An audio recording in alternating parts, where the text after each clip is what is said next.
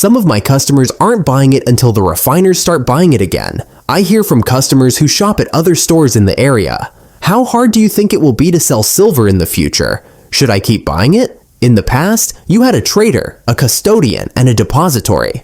First, we're two of those three parties, which is why ours is so good. We have the warehouse and sell the goods. The only person or thing we're not is the guardian. Since everything is going so quickly, the customer has no bad things to say about us. It's very important who you choose. SD Bullion is not like other groups. Okay, I'm back with Harry. It's great to see you. To all of you Silver Dragons, welcome back. Also, Brandon, we do have some questions from people who watched. Okay, they're not really organized, but I'm really looking forward to hearing your replies. Okay. The first question is what the gap is between the ask price and the bid price. It's a tough question.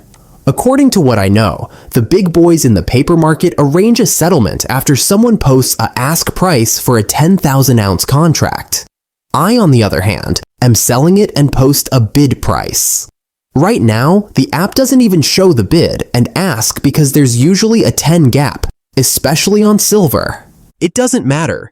In this case, I would say that on big paper contracts, it's a point of discussion, if you will. But I think one number is just as useful in a coin shop. The spot price is probably what people should care about more. This is where all of our prices start, the spot price.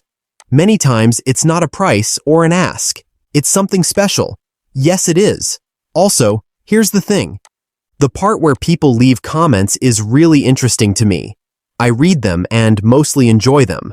Someone should write 2 paragraphs about what it is. Then I'll know how to answer that question better. Okay, I'm also looking forward to reading that. Who sets the price in a SHTF situation? This is the next question, and I think it has to do with trash silver.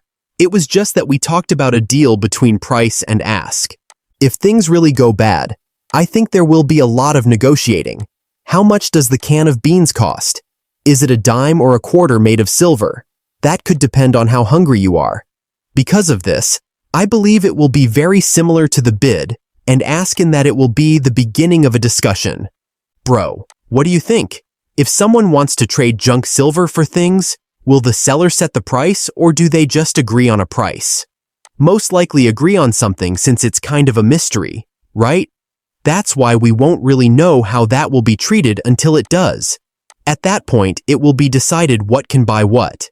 And I think that the price of things will also depend on the quantity and demand of what is available at that time. The seller only has a certain amount of some food items, but they have a lot of other things that you might need to stay alive.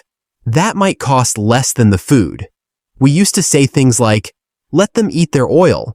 When we talked about OPEC, that was because we were trading food for oil. Also, if you have a lot of coins and everyone is hungry, I think the person who has food will probably have the cards. We're now going to have some real knowledge join us. Okay, Bill is on his way in. Now, let me ask you another question. It's not likely that metals will become illegal, but if they did, wouldn't coins be better than bars or something else? I don't think that's possible. Since he's a lawyer, you're asking the right person about the law.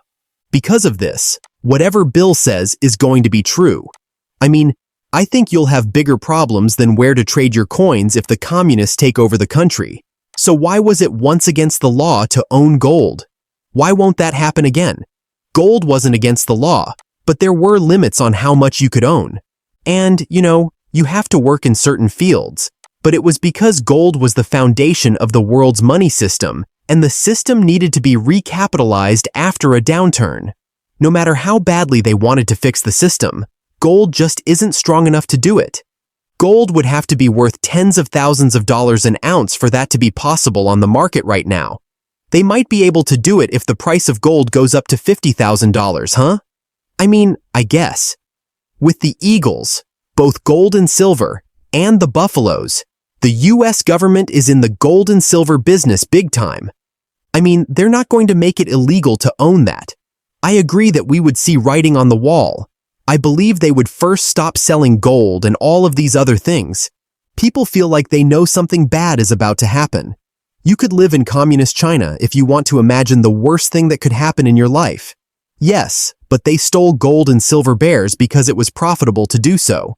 Yes, that really is the worst thing that could happen. And they deal in gold and silver. I guess it doesn't matter. It doesn't seem to. Okay, we'll see what you guys think about the next question, which is more detailed. A libertad in Mexico is either a coin or a round. Wow.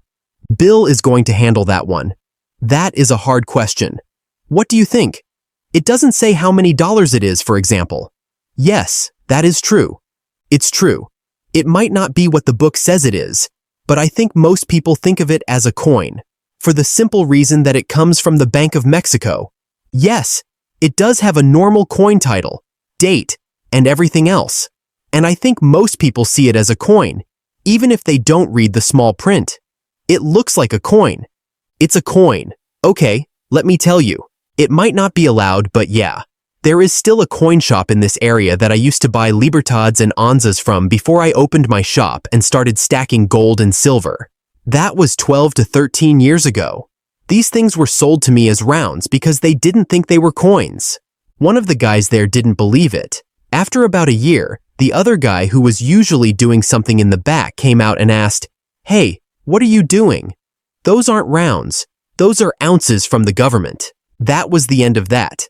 I guess it's a matter of taste, though. It's fun to buy them as rounds, but we sell them as coins. Yes, I can picture it. Now for the next question. Why do I worry about how hard it will be to sell silver in the future? Should I buy more? You might find it a little harder to sell now than it was not long ago or even not too long ago. At least for us, we don't have a place to go with it right now like we did with the refiners when we had extra silver. I'd say it's a little harder to sell right now. In the long run, they will need a lot more silver for industry. Right now, we may be in a bit of a pinch, but that will pass. Also, it's not like the mine business will blow up and there will be billions of extra ounces of silver out there all of a sudden. That's why I think there will be more of a lack in the end. Most likely, but only at a level that makes sense for people who hold silver and buy it regularly. If you don't need all the money that's locked up in your silver, maybe when you retire, you want to use it to live on, and you want to sell it to a local shop, I think you shouldn't bring it all at once. Instead, bring it in as you need it, because if you bring it in too much, they might say, "I can't buy it." Most traders will buy it all the time, but only in small amounts. In addition, I'd like to add that when you buy gold and silver and keep it yourself, you're not only responsible for your money, but also for how you'll get rid of it later. So just be sure you know where you're getting it and where you're going with it. In the end, no one else will be able to help you with that.